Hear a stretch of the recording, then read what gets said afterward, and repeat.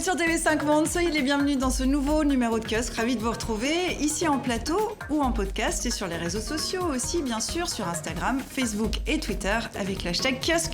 Voici tout de suite le sommaire. Theresa May démissionnera dans 2 semaines. La première ministre britannique usée par l'interminable casse-tête du Brexit qu'elle n'a pas su mettre en œuvre. Qui pour la remplacer et quel impact sur le divorce du Royaume-Uni d'avec l'Europe ? 14e vendredi de manifestation en Algérie alors que le général Ahmed Gaïd Salah brave ouvertement l'immense majorité du peuple. Que va-t-il se passer dans un pays où l'armée s'oppose désormais à la volonté populaire ? Le dernier rempart contre un chaos politique est-il en train de tomber ?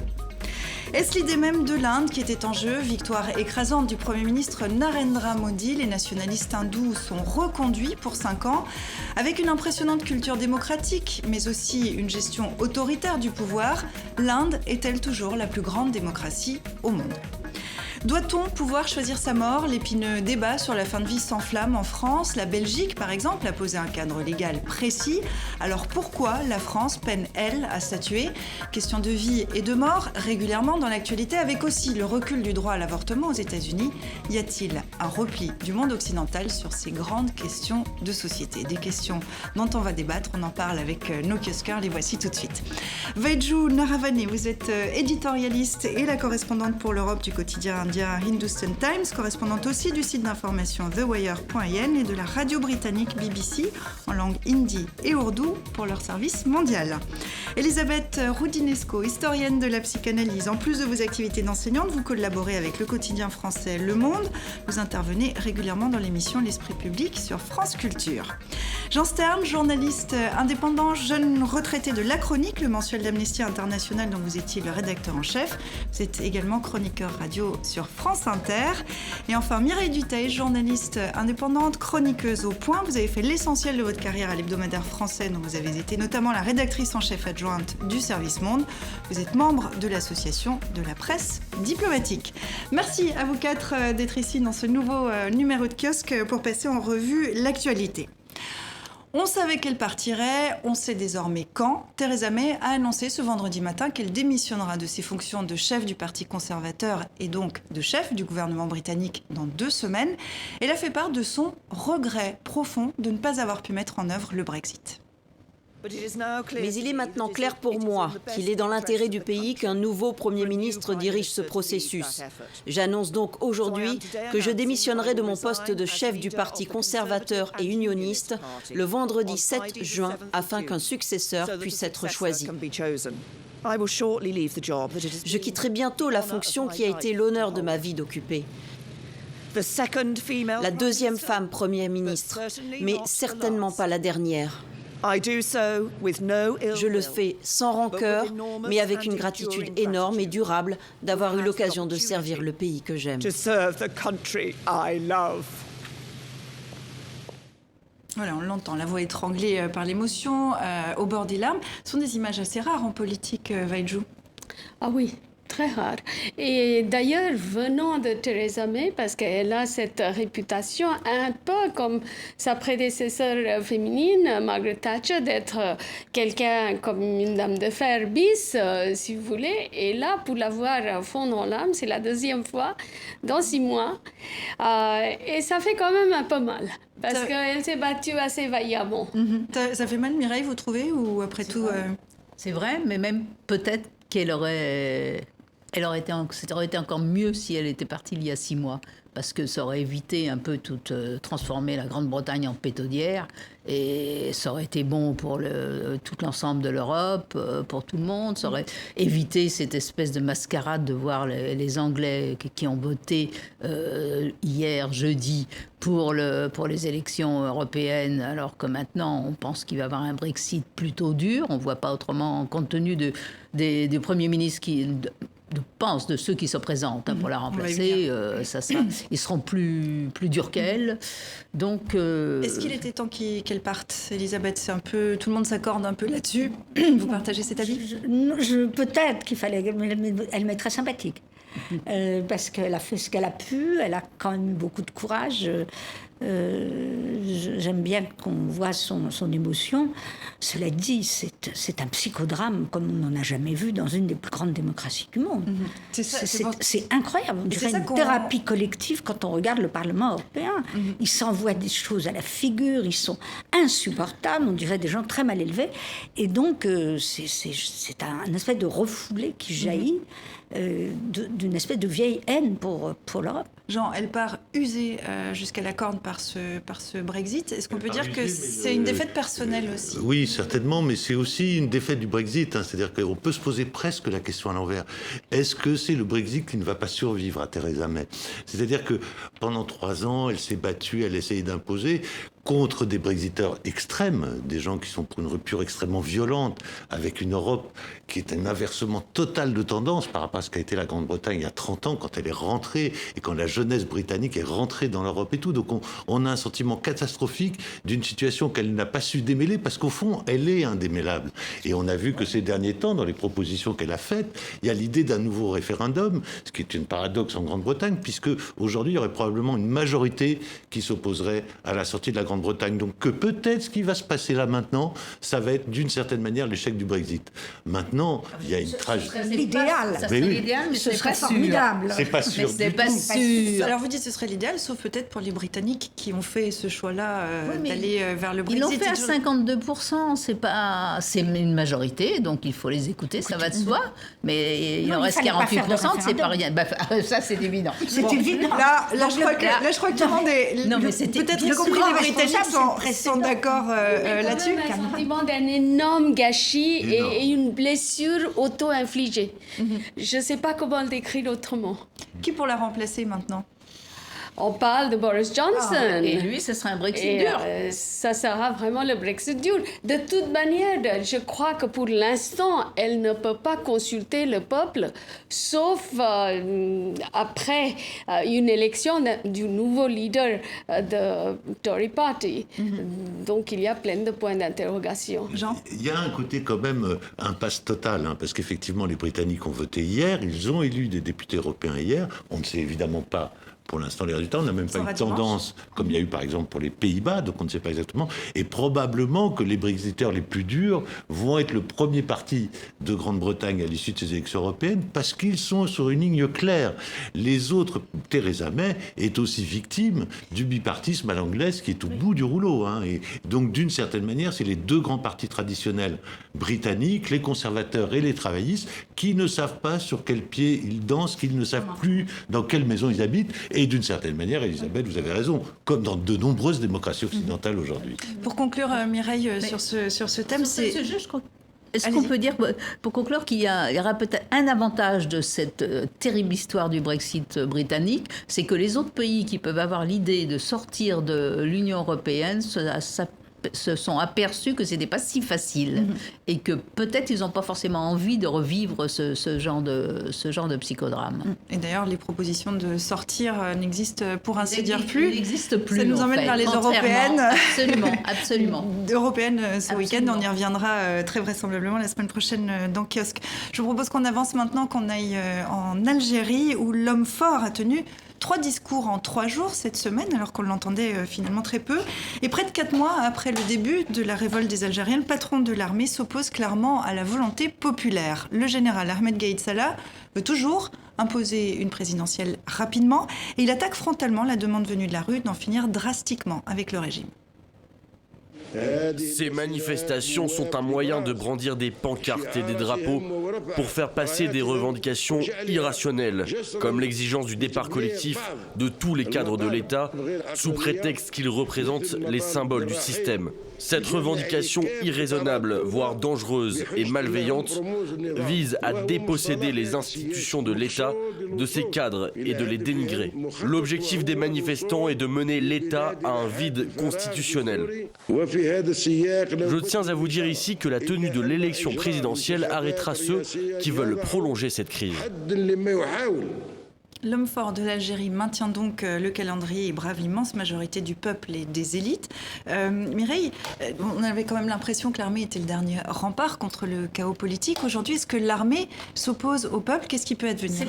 Je pense que c'est pas exactement ça. Le problème, c'est que depuis le départ, là, c'est vrai qu'on est à un moment où chaque semaine qui passe, c'est de plus en plus difficile en Algérie. Ça a été formidable. Il y a eu les manifestations, le calme, pas du tout de violence.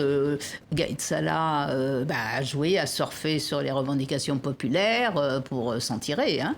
Bref, et maintenant, il y a un moment où il faut trancher. Mais en même temps, je pense que l'armée ne veut pas totalement s'opposer au peuple. Ce que l'armée ne veut pas, c'est qu'en ayant un pouvoir civil, c'est-à-dire en passant tout un pouvoir sans élection immédiate, elle soit complètement balayée, même de son rôle de tireur de ficelle derrière le rideau, comme ça a toujours été le cas en Algérie. Je ne pense pas, enfin, on peut se tromper, tout est possible, surtout en Algérie et partout, qu'elle veuille rester au pouvoir directement. Hein. Je ne pense pas qu'elle ait envie de jouer, que Gaïd Salah ait envie d'être un nouveau Sisi.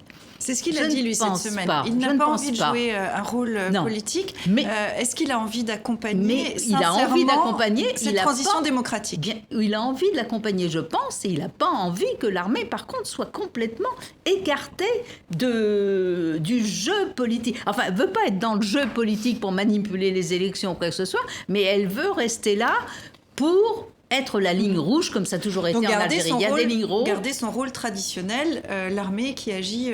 Non, oui, mais enfin, ça n'a jamais été... Enfin, moi, je n'ai jamais considéré que l'armée était toujours... elle tirait les ficelles complètement. Elle tirait les ficelles pour des choses bien précises. Mm-hmm. Par exemple, si en 92, quand ils ont fait le coup d'État, ça c'est l'armée, hein, aucun problème là-dessus, et que les islamistes...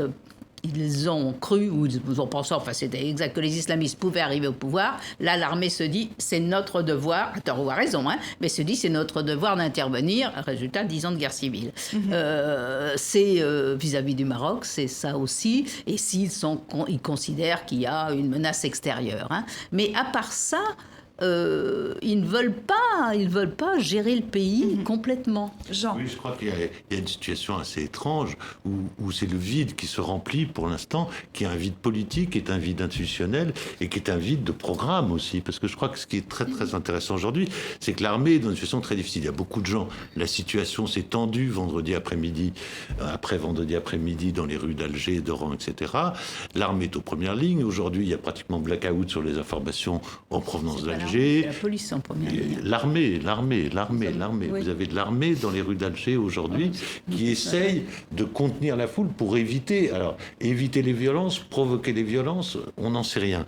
Mais ce qu'on se rend compte, c'est que la situation est arrivée à un moment où il n'y aura pas de retour possible et que donc il va bien falloir trouver une solution politique, dont pour l'instant, effectivement, nous ne savons rien. C'est-à-dire sur le cadre et tout, il n'y a pas de candidat légitime, il n'y a pas de programme légitime, et il n'y a pas de situation où l'Algérie pourrait aujourd'hui reprendre sa marche vers l'avant après finalement 20 ans d'immobilisme à peu près total, et aussi de corruption, puisque la seule chose qu'on peut dire aujourd'hui du pouvoir, c'est que y a un certain nombre d'oligarques qui ont été arrêtés, interrogés, le patron des patrons Ali Haddad, d'anciens premiers ministres, etc., et que donc là, quand même, on essaye de nettoyer un petit peu les écuries d'OGA100. Je vous laisse répondre, Mireille. Oui, c'est-à-dire que Gaïd Salah pensait que ça suffirait pour calmer les manifestants, d'arrêter les grossettes, aussi bien dans le business, aussi bien d'arrêter que de mettre devant les deux anciens premiers ministres, Elal ou Yahya, qui sont allés au tribunal, ont été convoqués par le procureur d'Alger, etc. Ça ne suffit pas du tout, hein, ça ne suffit pas. Mais maintenant, effectivement, en fait, les manifestants jouent très bien. Parce que qu'est-ce qui se passe aujourd'hui? C'est qu'il n'y a pas de candidat pour les élections. Là, on arrive à cette date où il doit avoir les listes des candidats. Ouais. Et il n'y a personne. Parce que celui qui oserait se déclarer, il est mort. C'est un homme mort politiquement. On a l'impression que le général Salah s'accroche à la Constitution. Est-ce que c'est un très mauvais choix en l'état? Il continue à dire qu'il faut tenir les élections dans les 90 jours. Et il se réfère tout le temps à la Constitution, mais effectivement, le peuple est en train de dire, oui, mais quelle Constitution? Et qui a pendu vu cette constitution et pourquoi est-ce qu'on doit respecter cette constitution-là. Il y a aussi des appels pour une nouvelle constitution, pour un tout nouveau départ. Et quelque chose un peu intéressant, c'est qu'on a beaucoup observé les développements en Algérie, en Inde, et on se pose les questions, on fait des comparaisons entre le Pakistan et l'Algérie. Le Pakistan, où il y a eu plusieurs coups d'État, l'armée a été toujours celui qui tirait les ficelles derrière, qui continue à le faire. Et là, l'armée a quand même cautionné le pouvoir civil tout en le contrôlant de derrière. Alors, on se demande comment est-ce que ça va se passer en Algérie, où il y a des situations un peu semblables. On se demande ce qui va se passer. Tout le monde se demande ça d'une semaine à l'autre. On voit que la situation est un peu mouvante. Je crois que le problème de fond, je ne sais pas si vous serez d'accord, c'est qu'est-ce qui fait que dans tous ces pays, il n'y a pas de mouvement démocratique qui puisse être représentatif, en effet, de ces aspirations populaires. En réalité, soit c'est insurrectionnel, bon, et à ce moment-là, c'est le peuple qui prend le pouvoir, insurrectionnel, ça veut dire révolution, laquelle? Où sont les forces islamiques? Est-ce qu'il n'y a pas ce danger, et d'autre part, on a l'impression qu'il n'y a pas de forces démocratiques qui se sont développées derrière ce pouvoir. Enfin, il doit y en avoir. Mais depuis tous les printemps, depuis 2011, c'est ce qu'on espère, c'est qui est ça. Je traduis votre question, c'est qui peut prendre le flambeau? On voit qu'il y a ces manifestations, ça fait 14 vendredis, beaucoup de monde. Est-ce qu'il y a des figures qui se dégagent de plus en plus? On n'a pas l'impression. Il y a quelques figures qui se dégagent, très peu. Mais en fait, il n'y a pas de leader dans la mesure où il n'y a pas d'organisation du mouvement de contestation. Ce qui est un avantage et un inconvénient. Un inconvénient parce qu'évidemment, il n'y a personne pour discuter avec le pouvoir militaire, comme par exemple ça s'est passé au Soudan, où finalement, ils ont réussi à se mettre d'accord pour donner des individus qui discutaient avec le pouvoir. Donc ça, pour l'instant, il n'y a pas ça du tout en Algérie. Mais en même temps, c'est un avantage, parce qu'à partir du moment où il n'y a pas de leader connu, ceux-là, on ne peut pas les arrêter, et on ne peut pas diviser non plus ses opposants. Ça reste toute la masse. Alors c'est pour ça, mais ça ne peut pas être éternel, ça. Non. Ça ne peut pas être éternel. Il n'y a pas de situation. Il y a quelque chose... juste quelque chose qu'il faut remarquer quand même, parce que Gaïd Salah, là, cette semaine, lorsqu'il a reparlé des élections, il y a un des discours, il n'a pas dit le 4 juillet. Il a plus donné de date. C'est le 4 juillet, mais il faut les élections, mais il n'a plus. Et il faut se rappeler qu'il y a... Ça veut dire quoi? Qu'il se garde une porte de sortie, c'est ça? Enfin, moi, c'est comme ça que je l'interprète. C'est-à-dire qu'on dit, oui, des élections, il faut des élections, mais alors on ne va pas, le 4 juillet, c'est quand même, finalement, c'est pas parole d'évangile, peut-on dire. Si on revient à ces manifestations tous les vendredis, toujours beaucoup de monde, ça dessine quelle société algérienne? Est-ce que c'est le dessin de la future société algérienne? Alors, c'est ça qui est ou de la nouvelle société intéressant algérienne. quand même, malgré tout, compte tenu de l'histoire récente politique de l'Algérie, compte tenu du contexte régional, effectivement, quand même, c'est qu'on voit apparaître à Alger une génération qu'on identifie de deux manières, je dirais. D'abord les étudiants, c'est-à-dire le poids des étudiants, de la jeunesse étudiante, des étudiants en médecine, des ingénieurs, etc., qui sont en première ligne et qui, eux, sont confrontés directement à toutes les difficultés de l'Algérie moderne, c'est-à-dire la capacité à intégrer cette jeunesse qui est très nombreuse. Et deuxièmement, et c'est un truc qui m'a frappé, et j'en ai parlé avec plusieurs amis algériens là-bas, c'est l'importance des femmes dans le mouvement aussi. C'est quelque chose aussi qu'on avait vu un tout petit peu en Égypte, qu'on a vu un tout petit peu en Tunisie, qui est très net en Algérie. On voit de nombreuses femmes dans la rue, on voit de très nombreuses femmes non voilées, dans les rues d'Alger et d'Oran, en tout cas, dans les images que nous recevons. Alors là aussi, on voit que dans un pouvoir qui a utilisé depuis 20 ans cette espèce de menace islamiste mélangée à un ordre moral, mélangée à une vision conservatisme du monde, que finalement les femmes, malgré tout, une fois de plus, sont peut-être l'avenir de l'humanité. Je le dis bien volontiers sur un plateau féminin cet après-midi. Oui, vous êtes le seul homme, une femme. Oui, c'est pour ça que je le souligne également. C'est par intérêt. Comment on explique justement cette présence des femmes en Algérie dans les Je pense que les femmes en Algérie, elles ont toujours été présentes. Rappelez-vous, pendant la guerre de libération, ça remonte à loin, comment les femmes ont été complètement... Puis évidemment, en 62, là, elles ont été écartées, on n'en parlait plus, terminé. Mais depuis le mouvement de 88 en Algérie et depuis l'arrivée de Bouteflika, dans ce sens, il a été très, très féministe, entre guillemets. Je veux dire, il y a une société civile qui a toujours été forte.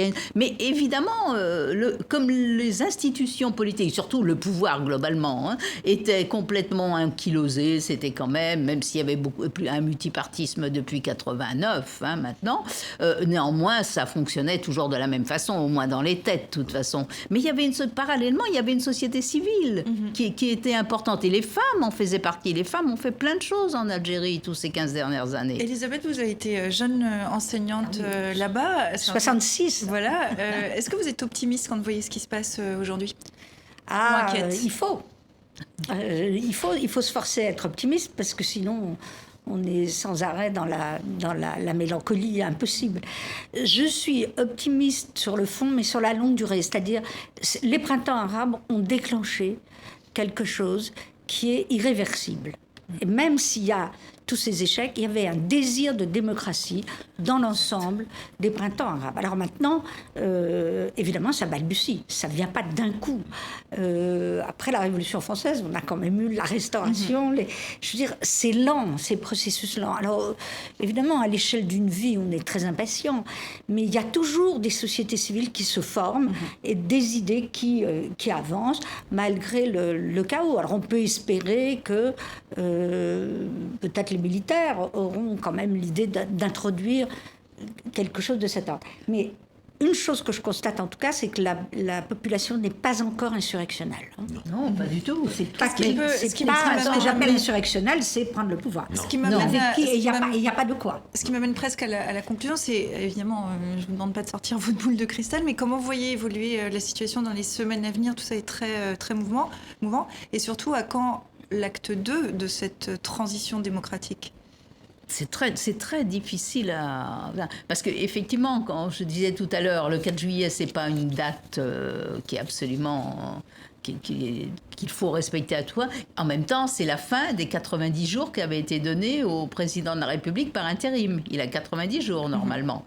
Donc, il va falloir que soit Gaïd Salah, pour calmer tout le monde et que ça ne devienne pas insurrectionnel, mais ça ne deviendra pas, je ne pense pas, va essayer de reculer encore. Et ils vont essayer de mettre en place une sorte d'institution pour la transition, et en disant après, on fait d'autres élections en septembre. Enfin, je pense que ça va être ça, parce que sinon c'est la violence. Et la violence, j'y crois pas vraiment, c'est trop tard, peut-on dire. Pour conclure vraiment, est-ce qu'on peut d'ailleurs parler de transition démocratique?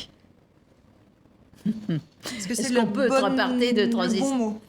Est-ce qu'on peut parler sur le temps long? Mais ce qu'il ne faut pas oublier, c'est qu'il y a eu un premier printemps d'Alger qui n'a pas duré très longtemps, mais il était au printemps précisément, juste après les élections, en 89. En 89, il y a eu, après il y a eu les émeutes de 88, et puis il y a eu des élections. Là, le multipartisme a été instauré. C'est là où le FIS est sorti comme premier parti. Le FLN était vraiment au 36e dessous. Et là, il y a eu quelques mois, jusqu'en juin, où ça a été vraiment un vrai printemps.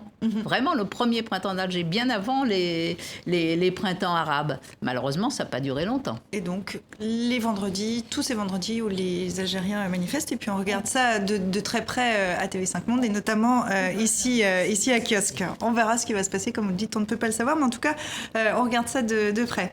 On en vient maintenant à la plus grande élection au monde. 900 millions d'Indiens étaient appelés à élire leurs députés, 1 million de bureaux de vote, pour un scrutin marathon étalé sur 6 semaines entre avril et mai. Et c'est un succès haut la main pour le Premier ministre Narendra Modi. Les nationalistes hindous au pouvoir depuis 2014 sont reconduits pour 5 ans. Si quelqu'un a remporté cette élection, c'est l'Inde. Si quelqu'un a remporté cette élection, c'est la démocratie. Si quelqu'un a remporté cette élection, c'est le peuple indien.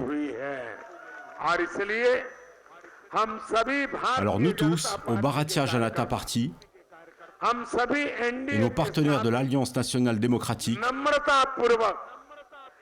Nous dédions cette victoire au peuple indien.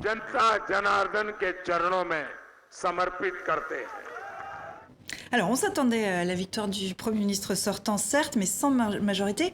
Or, la coalition emmenée par son parti dépasserait largement la majorité absolue de 272 élus. Est-ce que l'ampleur de cette victoire vous a surprise ? Ah oui, je crois que l'ampleur de cette victoire a surpris aussi le parti au pouvoir, qui est le BJP. Dans les élections de 2014, ils avaient quand même obtenu 282 sièges. Cette fois-ci, ils ont largement dépassé ces 282 sièges. Je crois que le BJP et leurs alliés ont bien plus que 305 sièges à peu près sur 542. Je crois que les Indiens, et il y a énormément de jeunes Indiens qui sont entrés dans ces élections parce que l'Inde ajoute 18 millions de nouvelles âmes à sa population tous les ans. Donc 18 millions d'Indiens 18 millions d'Indiens sur Terre chaque année. Tous les ans. Ouais.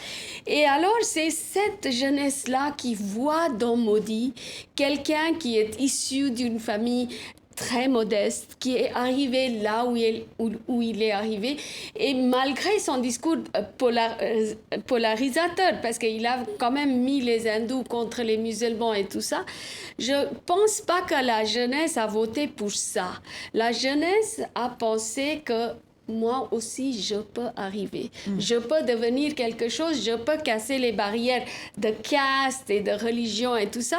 C'est un drôle de combinaison des choses parce que d'un côté, le parti au pouvoir a essayé de diviser l'électorat, a essayé de remonter les uns contre les autres et ça a quand même réussi. Et puis c'est vraiment Narendra Modi qui est au centre du jeu, y compris dans son parti. Alors il faut rappeler effectivement d'où il vient. Il faut aussi rappeler qui il est aujourd'hui, c'est-à-dire qu'on le dit assez autoritaire, culte de la personnalité. Il y a une série qui lui est consacrée, assez romancée sur sa vie, sur une plateforme indienne. Il y a un film en préparation à Bollywood. C'est Modi Superstar en Inde, c'est ça ? Totalement. Et il a utilisé tous les moyens de communication possibles. Il a 40 millions de personnes qui le suivent sur Twitter. Il est vraiment adulé de partout et surtout du petit peuple. Donc, alors, si vous allez voir côté des intellectuels, côté des têtes pensantes, etc., il y a vraiment énormément d'opposition à Modi. Parce qu'il est quand même un peu liberticide. Il a quand même essayé de mettre des gens en prison uniquement parce qu'on ne l'aime pas. Il a augmenté les lois de la sédition. Donc, je peux écrire un article aujourd'hui et je sais que j'ai reçu plusieurs appels de son gouvernement après mon dernier article sur les Rafales, la vente des Rafales, et personne qui exprime une opinion contre lui où son gouvernement est épargné. Ce que vous découvrez là, c'est un scénario qui est très à la mode. Hein. Ah oui, c'est populisme plus nationalisme. C'est pas la peine de chercher midi à 14h, c'est une vague mondiale. Donc ça veut dire qu'il y a quand même un énorme problème général qui est la terreur de la mondialisation. En général, la peur générale de perdre les vieilles valeurs religieuses, patriarcat, souveraineté, etc. Ce qui prouve d'ailleurs que les valeurs nouvelles de mondialisation, je ne parle pas de l'horrible capitalisme financier, mais les valeurs universelles sont en progression. Si ça provoque, c'est le symptôme d'un progrès agissant, la réaction contre. Donc je pense qu'à un niveau mondial, on va avoir pendant quelque temps ces espèces de réactions nationalistes populistes et qu'en effet, derrière, on voit une autre évolution. Alors reste qu'est-ce qui va se passer. Venant d'un pays aussi peuplé, est-ce que c'est inquiétant ? Oui, c'est quand même, il y a quand même des aspects évidemment très inquiétants. D'abord par la puissance. C'est 1,3 milliard d'habitants. Oui, c'est comme le Brexit. Mais oui, et par les enjeux derrière. C'est-à-dire qu'en Inde, vous avez des enjeux économiques, bien sûr. Alors, en Inde, vous avez des enjeux économiques, vous avez des enjeux démographiques, on nous en a parlé, vous avez des enjeux climatiques énormes qui sont considérables. Deuxièmement, l'aspect liberticide, on en parle assez peu, mais réel. Amnesty International, les bureaux ont été perquisitionnés en Inde, on a arrêté des gens, on a fait des lois contre le financement des ONG, donc il y a un durcissement législatif très net contre les voix d'opposition. Cela dit, ce qui est intéressant, c'est de voir que ce mouvement mondial, dont parlait Madame Roudinescu à l'instant, est un mouvement qui marche. C'est-à-dire que globalement, en Inde, aux États-Unis, en Hongrie, pour prendre quelques leaders, on peut mettre à part le cas Bolsonaro, mais qui est très récent, donc il vient d'arriver au pouvoir, on ne sait pas exactement. Ces leaders qui mettent en avant l'identité nationale, qui mettent en avant le nationalisme, ils sont extrêmement populaires et ils sont, on vient de le voir en Inde, brillamment réélus. Mireille. Oui, bien sûr, mais c'est vrai, on le voit, mais c'est partout. C'est la Turquie, il ne faut pas oublier. Bien sûr. C'est l'Égypte, parce que les gens ont l'impression qu'on leur redonne une valeur et une fierté. En fait, c'est ça. Et non pas être dissous dans la mondialisation. Mais c'est terriblement inquiétant, ce genre de choses. On parle de national-populisme à l'indienne.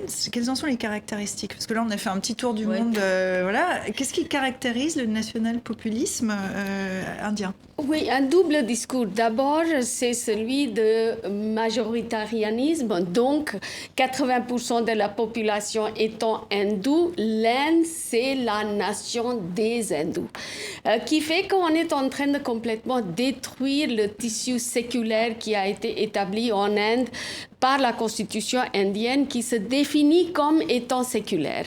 Et, c'est deux identités qui s'opposent, si je vous résume. Oui, voilà. Pour eux, c'est les musulmans qui sont vraiment la menace. Et la menace musulmane est vue d'abord comme les gens qui nous ont envahis, que les hindouistes étaient faibles devant les musulmans. C'est les musulmans qui nous ont, entre guillemets, dominés pendant plus que 1000 ans avec les dynasties mogholes et tout ça.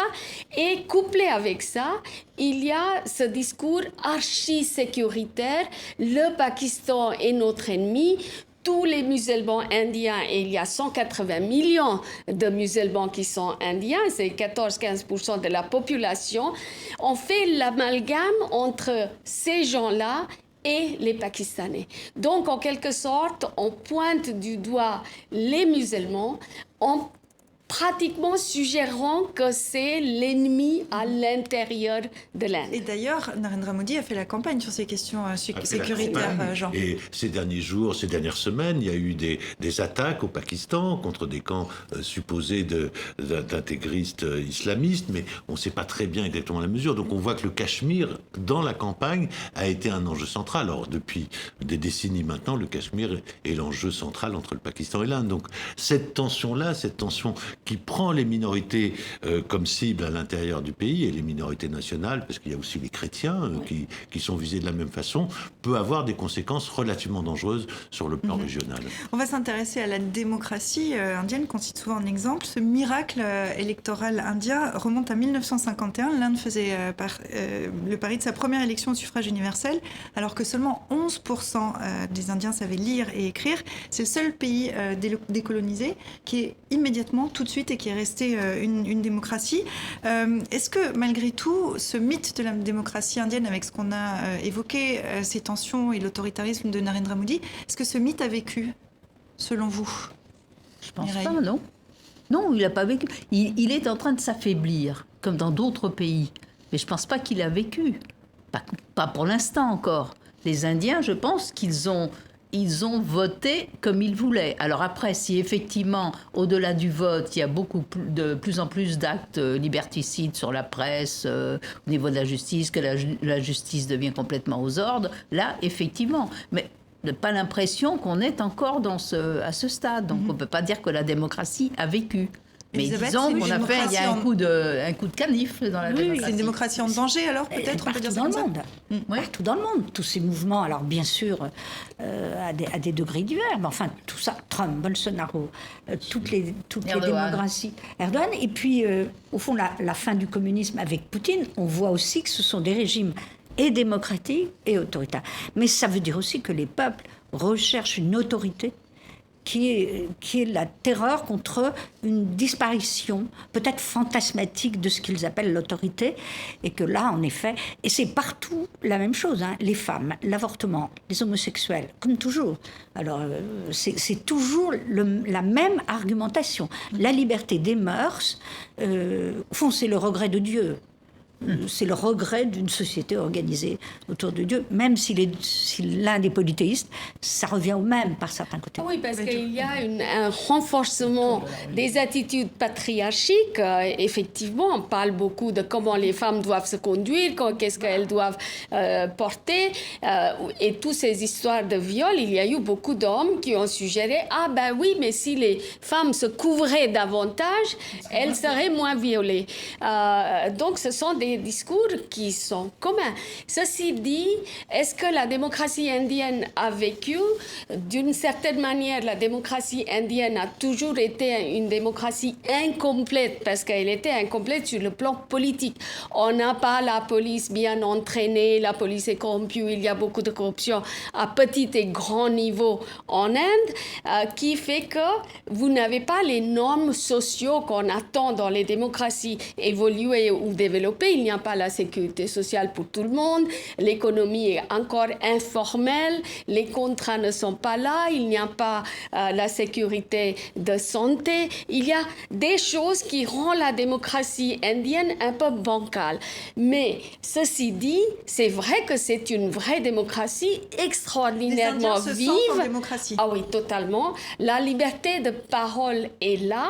Évidemment, on essaye de contrôler ceux qui font du bruit à la télévision ou dans la presse écrite ou par le biais des livres, mais vous pouvez quand même aller dans la rue, dire ce que vous avez envie à dire sans être tout de suite mis en tôle. Ça, c'est vrai.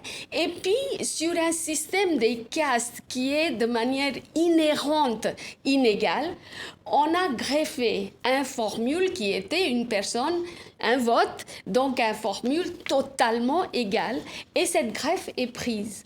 Mais maintenant, quels sont les résultats que ça donne? Et les résultats en Inde sont toujours surprenants. Et pour conclure, quelle sera la place de l'Inde dans les prochaines années? On voit qu'elle est en bisbille assez sérieuse avec le Pakistan, avec un autre voisin, la Chine, qui est en ce moment dans une grande bataille avec les États-Unis pour la place de numéro 1 mondial. Comment se situe l'Inde dans son envergure mondiale? Le grand problème pour moi, pour Modi, c'est que l'économie ne marche pas aussi bien qu'il essaye de le dire.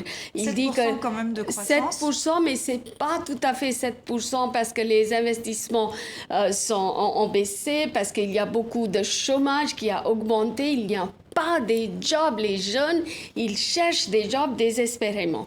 Alors, il faudra voir comment cette démocratie et ces réformes économiques marchent dans les prochains 2-3 ans qui seront absolument cruciales pour lui. Mais il faudra qu'il s'adresse aux questions de la détresse des paysans, qui est une vraie détresse et une vraie question, et aussi au chômage des jeunes, qui est capital. Un immense pays et de très grands défis aussi. Si vous nous rejoignez maintenant, soyez les bienvenus dans Kiosque. On continue à passer en revue l'actualité de la semaine avec Vaidju Naravane du Hindustan Times, avec Jean Stern, journaliste indépendant, avec l'historienne de la psychanalyse Elisabeth Rodinesco et avec Muriel Dutheil, chroniqueuse au Point. C'est la triste histoire d'un homme devenu le symbole des débats épineux sur les questions de la fin de vie. En France, l'affaire Vincent Lambert, ce patient tétraplégique en état végétatif depuis plus de 10 ans, relance le débat. La justice ne parvient pas à parler d'une seule voix. La médecine reste dans l'impasse. Un petit peu plus au nord, vous allez le voir, l'approche est tout à fait différente. La Belgique est l'un des 4 pays au monde à proposer une euthanasie dite active. Face à l'état avancé d'une maladie, il faut parfois faire des choix difficiles. La mort en fait partie et il faut être capable d'en discuter avec le conjoint, avec la famille. Au grand hôpital de Charleroi, on prend le temps. Le processus qui amène à l'arrêt d'un traitement, par exemple, peut prendre plusieurs semaines. En général, on voit la famille, on réexplique, on prend l'avis d'une psychologue et on discute, on se donne du temps parce que c'est important vraiment de pouvoir prendre une position sereine et de ne pas susciter des tensions supplémentaires dans une situation aussi difficile. Oui. Si l'état d'un patient se dégrade, 3 cas de figure possibles dans la législation belge. Le patient renonce consciemment dans une lettre à la poursuite de son traitement. Le patient peut aussi désigner une personne pour expliquer sa volonté et s'il n'a pu mandater quelqu'un, ce sera par ordre au conjoint, puis aux enfants et enfin aux parents de relayer sa décision. En Belgique, le médecin joue un rôle primordial face à des familles divisées. Il doit trancher pour limiter l'obstination déraisonnable des proches. Un médecin ne peut pas faire de l'acharnement thérapeutique. C'est notre code de déontologie. On n'a pas besoin de loi particulière pour faire ça. Et il est clair que si on décide d'arrêter l'alimentation, d'arrêter l'hydratation, il faut tenir compte des symptômes, de l'inconfort éventuel du patient et donner des médicaments s'il le faut. Face au débat difficile de la fin de vie en France, nos intervenants s'accordent sur la mentalité et le progressisme des lois belges. Les discussions sont parfois tendues au sein des familles, mais dans la majorité des cas, on trouve un consensus. Voilà, la Belgique a posé un cadre légal progressiste. Le Canada a légalisé l'aide médicale à mourir en 2016. En Suisse, on évoque une assistance au suicide qui n'est pas punissable par le code pénal. On doit pouvoir choisir de mourir. Est-ce que c'est un droit, Jean ? Ah oui, ça me semble un droit. Et dans l'affaire Vincent Lambert, il y a énormément d'éléments qui sont extrêmement choquants.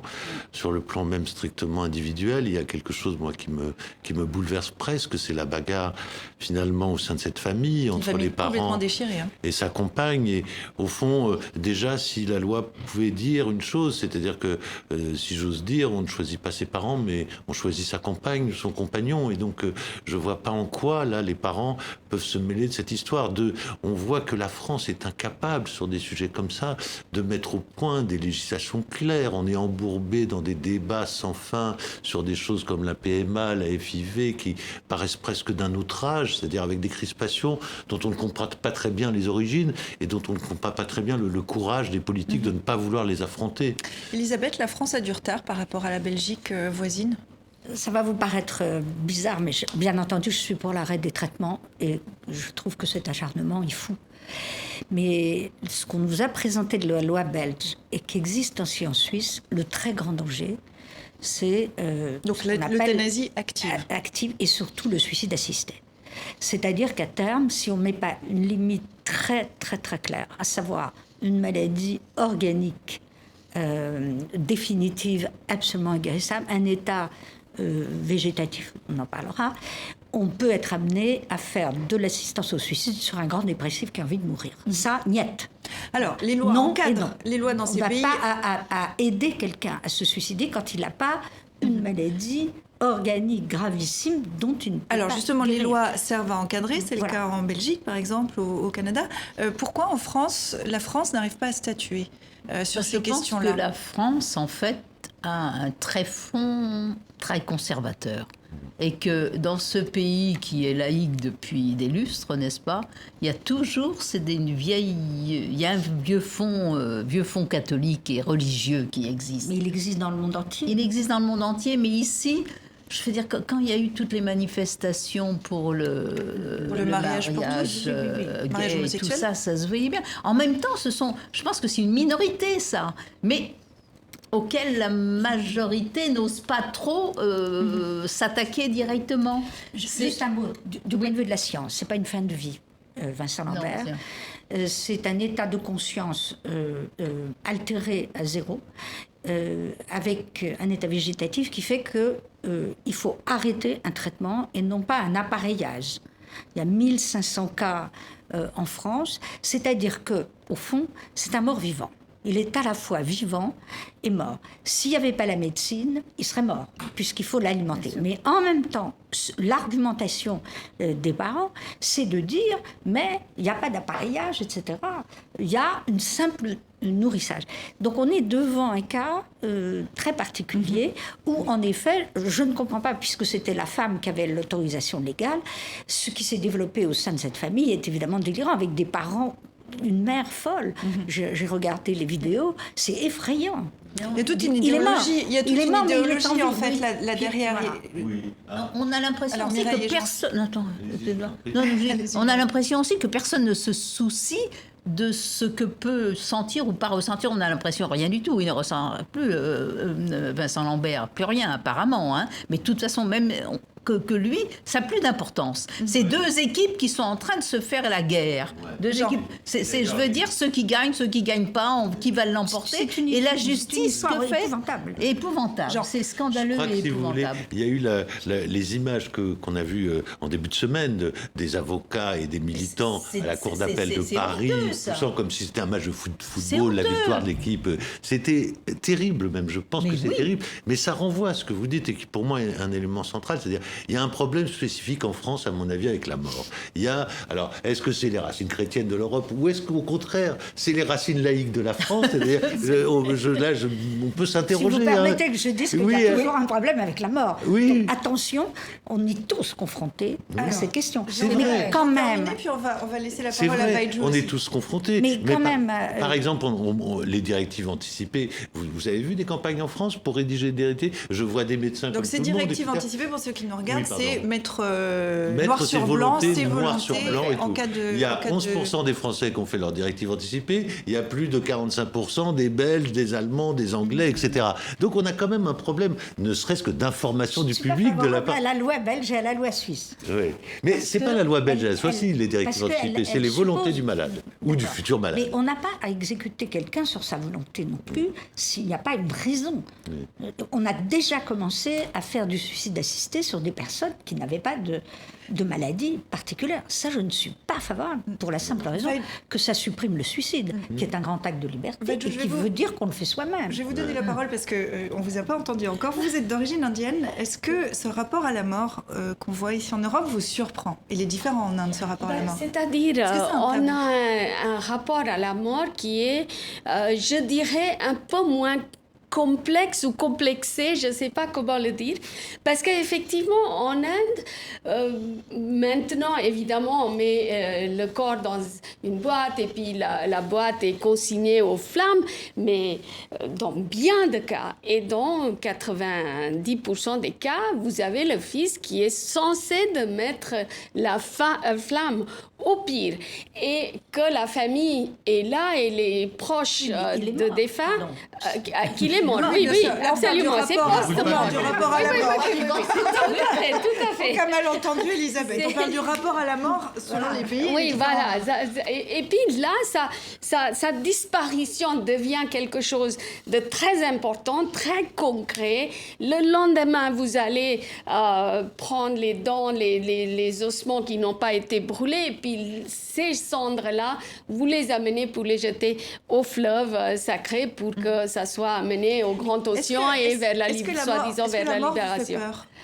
Je crois que pour les Indiens, ça fait peut-être moins peur. Ou sur le champ, tout le monde a autant peur que n'importe qui, mais le moment qu'on est devant la mort, je crois que les gens réagissent différemment en Inde.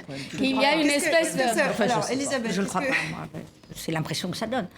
Oui, peut-être parce que... Ça dépend. Je pense que là, on parle des rituels de mort. On ne parle pas du passage. La question, c'est le passage. Bien sûr. Bon. Aujourd'hui, en France, quand même, avec les soins palliatifs, des gens atteints d'un cancer généralisé, on arrête les traitements. Tout de même. Pas, bon. Ça pose des problèmes précisément sur les maladies dégénératives. Où là, vous avez quelqu'un de conscient. À quel moment il peut décider? Là, en France, quand même, on peut décider l'arrêt. Mais vous imaginez, dans le cas de Vincent Lambert, c'est évident qu'il faut arrêter. Mais ça veut pas être... C'est pas tout à fait le problème de la fin de vie. Il n'est pas dans une fin de vie. Le problème avec Vincent Lambert, c'est quand même, c'est au médecin de décider, c'est au corps médical quand même de décider si il faut arrêter ou pas. Et maintenant, tout d'un coup, en quoi les juges, les avocats, les juges se mettent comme ça à passer devant... Oui, je sais. Parce que les familles se sont disputées. Mais c'est invraisemblable, c'est un scandale. Oui, mais ça ne devrait pas être possible. Mais si vous voulez, c'est un scandale politique, parce qu'il n'y a pas la loi qu'il faut, il manque la loi. Évidemment, c'est pas possible. Et maintenant, on va devant l'ONU, enfin c'est n'importe quoi. Devant l'ONU qui n'est pas compétente, puisque mais attention, je pose la question, quelle loi? Alors, voilà, quelle loi? Bien sûr. Je ne suis pas favorable à ce qu'on appelle ça euthanasie. C'est quelque chose qui fait penser à une mise à mort. Je n'aime pas ce mot. Évidemment, la facilitation de la fin de vie, ça va de soi. L'idée de faire une loi un peu plus appropriée. Mais attention aux excès qui peuvent... je répète, pas de suicide assisté, c'est tout à fait autre chose. Je voudrais qu'on élargisse un peu à ces notions de vie, de mort, ces questions de vie, de mort qui sont souvent dans l'actualité. Là, on en parle cette semaine en France avec l'affaire Vincent Lambert. On parle beaucoup aussi d'avortement, de droit à l'avortement. Notamment la semaine dernière, c'est le cas aux États-Unis, l'État de l'Alabama qui a renforcé sa loi. On va écouter une jeune femme qui s'était exprimée devant les députés de cet État. Sans succès, vous allez le voir. J'ai été violée par un collègue et je me suis vite rendu compte que j'étais enceinte à cause de ce viol. J'ai entamé les démarches pour avorter et je l'ai fait. Après ça, mon violeur a commencé à me traquer. Si cette loi avait été en vigueur à l'époque où j'ai eu recours à l'avortement, je sais que je n'aurais pas pu porter l'enfant de mon violeur. Et j'aurais soit eu un avortement dangereux, soit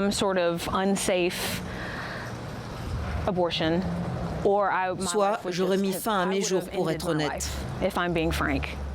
Alors, le texte en Alabama interdit quasiment tout type d'IVG, sans exception pour le viol ou l'inceste. Il prévoit des peines de prison de 99 ans, ce qui est en fait plus que ce que risque un violeur, en fait.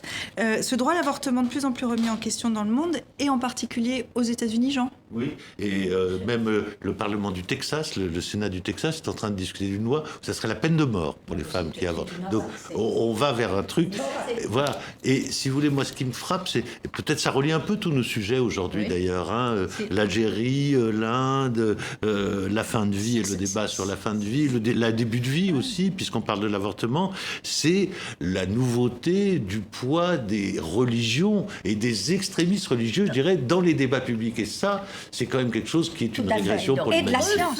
Oui, et les débats publics et scientifiques. Et le refus d'accepter les gens qui font quelque chose qui sont officiellement pas dans la norme. Exact. Et en particulier pour les femmes. Ouais. L'avortement, c'est quand même les femmes. Donc c'est toujours la même chose. C'est un retour en arrière en disons que réduisant le droit des femmes à décider pour elles-mêmes, quand même, de ce qu'elles avortent ou elles avortent pas.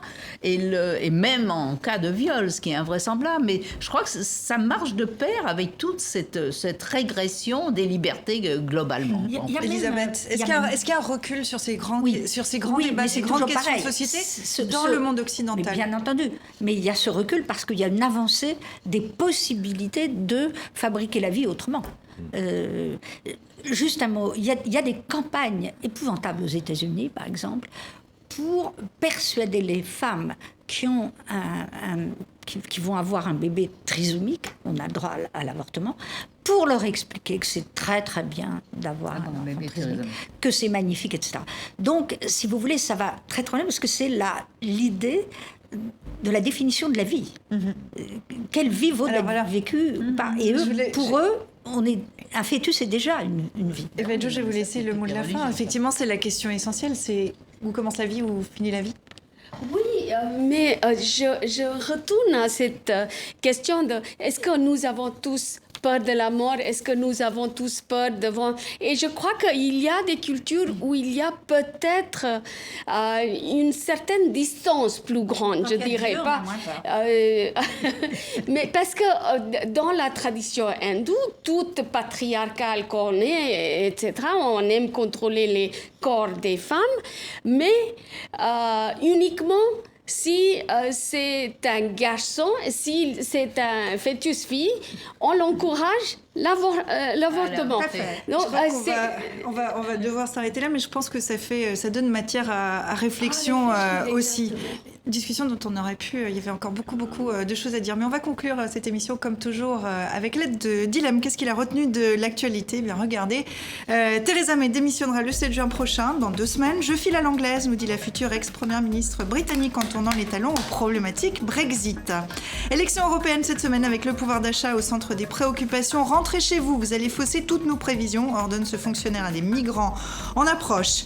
Désormais sur la liste noire de Donald Trump, le fabricant de téléphones chinois Huawei ne tiendra pas le choc, nous dit Dilemme. C'est vraiment de la camelote ce qu'il fabrique, constate satisfait le président américain devant un téléphone écrasé au sol.